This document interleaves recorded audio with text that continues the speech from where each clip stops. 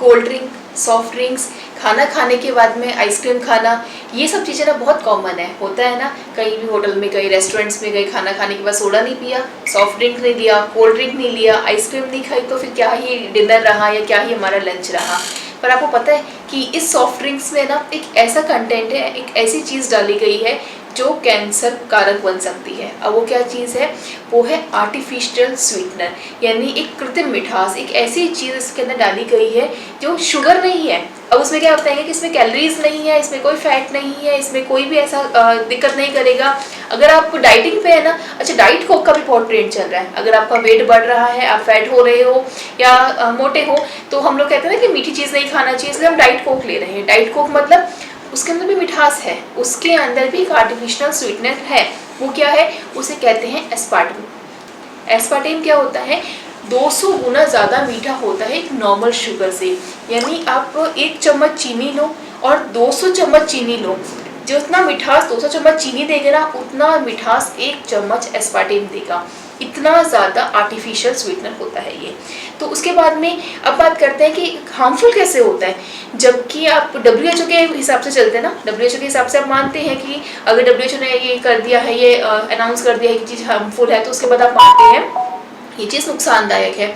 तो WHO के खुद के शोध है, वो खुद कहता है कि WHO ने ये चीज़ शो की है। और उसके अलावा यहाँ तक कि रीयूटर्स की एक रिपोर्ट के अनुसार भी एस्पार्टेम स्वीटनर जो है, जो यूज होती है डाइट कोक के अंदर, और 95% सॉफ्ट ड्रिंक्स और इवन जो रेडी टू यूज़ ड्रिंक होती है ना, जो चाय वगैरह, जो रेडी टू यूज़ वाला सामान होता है, उन सब के अंदर भी ये लिखा हुआ है कि इसके अंदर जो भी आपने आर्टिफिशियल स्वीटनर डाला है एस्पार्टेम, इससे कैंसर होता है। इसके अलावा पता है और कहाँ कहाँ ये यूज़ होता है? ये तो रही बात सिर्फ सोडा की। अब आप कहेंगे हम तो सोडा नहीं पीते भाई, हम तो बहुत हेल्दी है।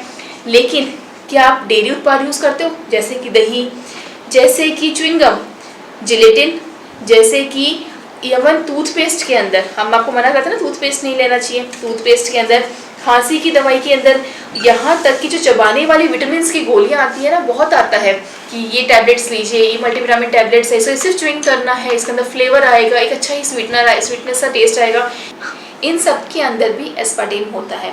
अब यहाँ तक कि आप इस रिपोर्ट्स के अंदर भी पढ़ लीजिएगा जो आपकी स्क्रीन के अंदर आ रही है, कि WHO खुद अनाउंस करता है, खुद बताता है कि इसके अंदर अच्छा ये चीज़ और कहता है कि एक लिमिट तक आप एस्पार्टेम लोगे ना तो नॉर्मल है, एक लिमिट के बाद आप लोगे ना तो ये कैंसरस है। क्या कोई चीज़ ऐसी हो सकती है? आप प्लीज़ कमेंट में ज़रूर बताइएगा कि अगर जहर को थोड़ी मात्रा में लो ना तो अच्छा है, लेकिन ज़्यादा मात्रा में लोगे ना तो आपको कैंसर हो सकता है।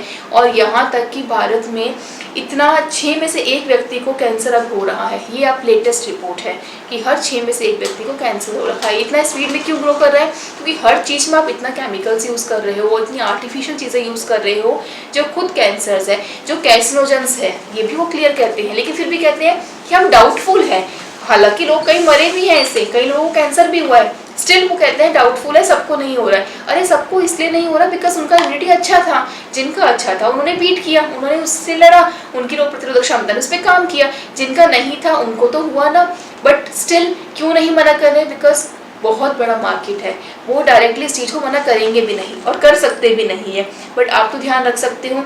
देखो ये लोग क्या कहते हैं, 9 से 14 कैन से अधिक का सेवन करने पर स्रोत बताते हैं कि, और जिसका वेट 70 kg है और उसने 9 से 14 तक कैन अगर कंज्यूम किया है उसको कैंसर होगा, ये कंफर्म है।